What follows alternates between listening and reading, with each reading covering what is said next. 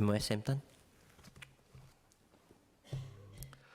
Mr. Chairman, MFA has been working closely with our economic agencies to create more opportunities for our people and businesses in Asia, Europe, and Latin America.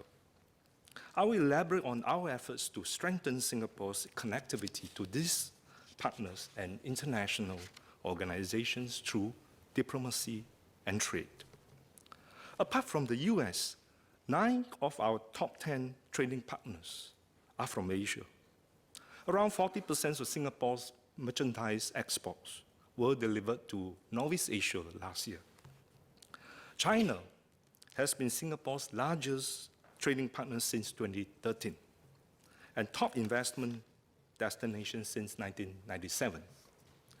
Singapore, on the other hand, has been China's largest foreign investor also since 2013, while China is Singapore's largest source of tourists and tourism receipts. Statistics aside, Singaporeans can see and feel the growing economic ties to China. How are we managing this very important relationship in economics and beyond? Mr. Chairman, sir, now please allow me to elaborate in Mandarin.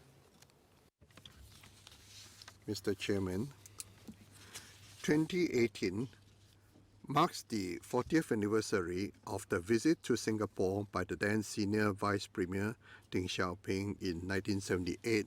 It is said that never forget your initial intention and your mission can be accomplished. Successive generations of leaders have built upon the strong foundations laid by founding Prime Minister Lee Kuan Yew and Deng Xiaoping to break new ground. We have institutionalized frameworks that allow office bearers and government officials to work together, address common challenges, and seek new areas of cooperation.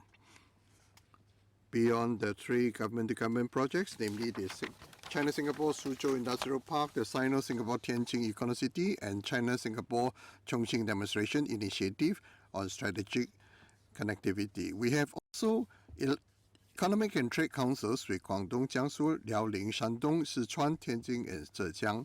We had also shared many other links in multiple domains such as culture, education, healthcare, technology, and smart nation development, among others.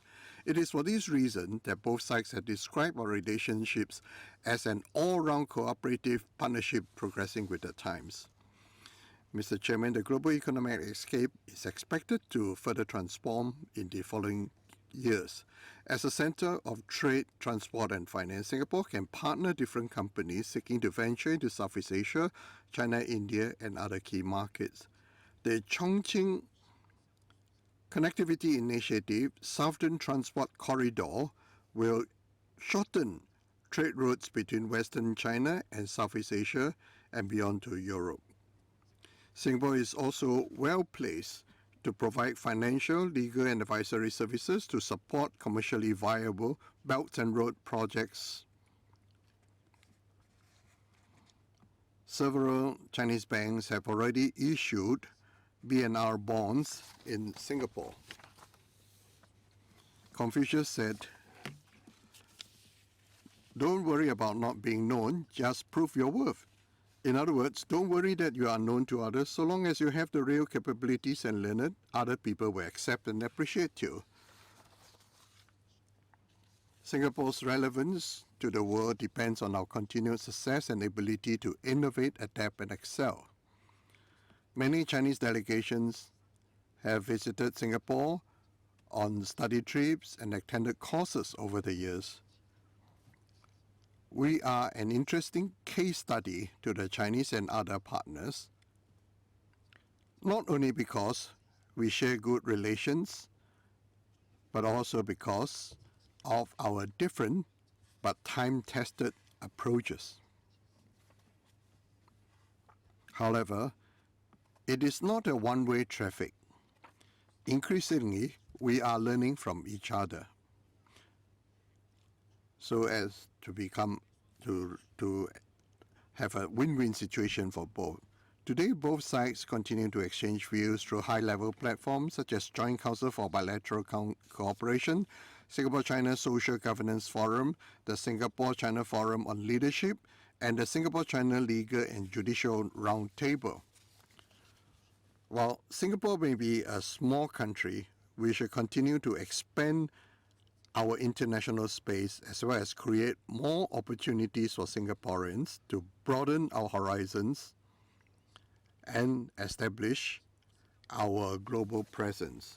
So if we want to play a constructive role in the global platform, we must have this spirit to continue to work hard so that we to create more opportunities for Singaporeans and to have a stand in the world market. Has characterized Singapore's development journey. As we push on with our Smart Nation vision, we can learn from others. Mr. Cedric Fu sought an update on our cooperation with Japan and Republic of Korea. Japan's, as mentioned by Minister Vivian, Japan's Society 5.0 initiative broadly converges with our Smart Nation priorities by leveraging on technology and innovation to advance its economy and also to resolve social issues. We are also keen to develop a partnership with the ROK on innovation and smart cities. Mr. Henry Quek has requested for an update on our relations with Europe. So Europe remains a long-standing partner for Singapore. While the impact of Brexit unfolds, Europe continues to be a key market and valuable partner in innovation, education, and skills development. For example, we are partnering France to expand into industries of the future such as fintech, smart cities, and emerging technologies. The EU is our largest source of foreign direct investment. In a climate of increased protectionism, we support our European partners' strong commitment to free trade, while we work towards ratifying the EU-Singapore Free Trade Agreement. We have also begun negotiating with Eurasian Economic Union, Singapore FTA. I'm also happy to report that the Singapore-Turkey FTA came into effect last year. So we continue to strengthen connectivity with Europe.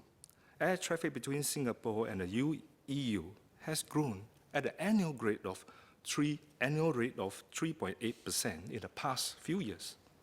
We have launched direct flights to Stockholm and Athens, and will do so for Warsaw and Berlin.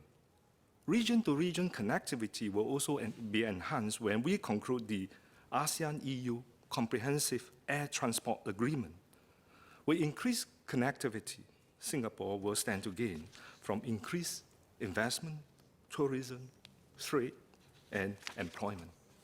Further afield, Singapore is an observer in the Arctic Council. Melting ice caps and new Arctic sea routes present both challenges and opportunities for Singapore.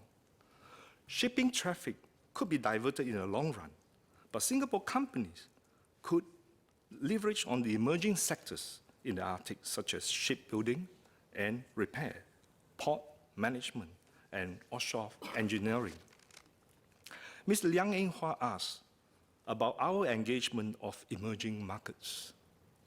In this regard, we are tapping on the economic potential of Latin America and deepening links across the Pacific. We are negotiating an FTA with the Pacific Alliance, or PA, and with Mercosur soon. These FTAs will give us access to a combined market of almost 470 million people that accounts for 90% of Latin America's GDP. Although the world appears more integrated than before, we cannot take the status quo for granted. As a small state grappling with forces beyond our control, Singapore must strongly support the rules-based multilateral order underpinned by international law, a point that was emphasized by Minister Vivian just now. Mr. Louis Ng asked about our role in the international community. At the United Nations, Singapore will continue to uphold our reputation as a principled responsible and reliable country and partner. In July this year, we will attend a high-level political forum in New York to share our developmental experience in relation to the Sustainable Development Goals under the 2030 Agenda. We will continue to participate in negotiations on the implementation guidelines of the Paris Agreement on climate change. At the invitations of the G20 President Argentina, Singapore will attend the G20 Summit and related meetings in Buenos Aires later this year. Comprising 20 major economies that account for 85% of the world GDP and 2/3 of its population, the G20 makes decisions that affects the rest of us. It is therefore important and also an honor for Singapore to participate in the G20 to offer our perspective and contribute where we can. Let me now address Ms. Cheng Li Hui's question about assisting Singaporeans in distress situations overseas. Singaporeans are among the world's most traveled people.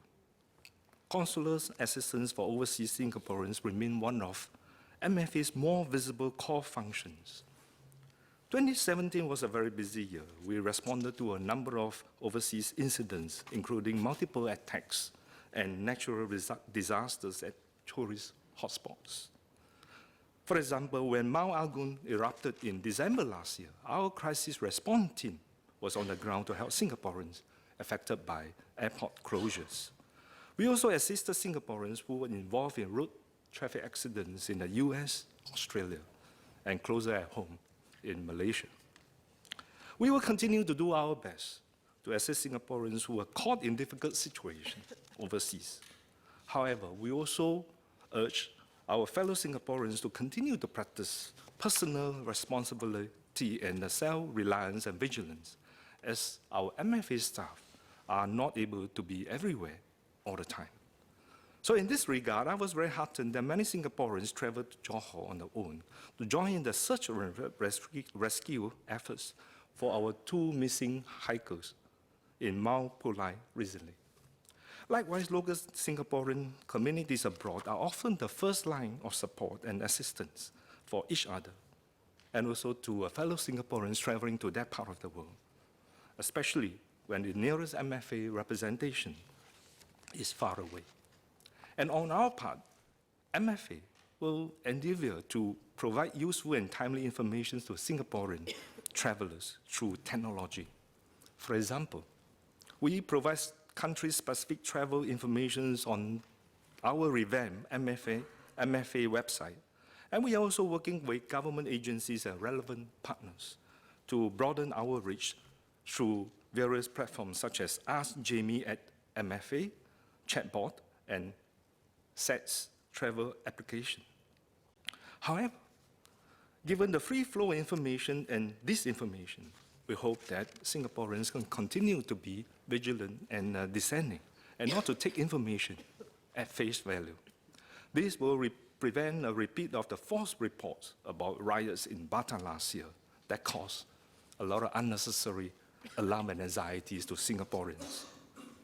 So, to conclude, on behalf of the MFA family, I would like to thank members of the House and also all Singaporeans for their support to MFA as we advance Singapore and Singaporeans' interests internationally.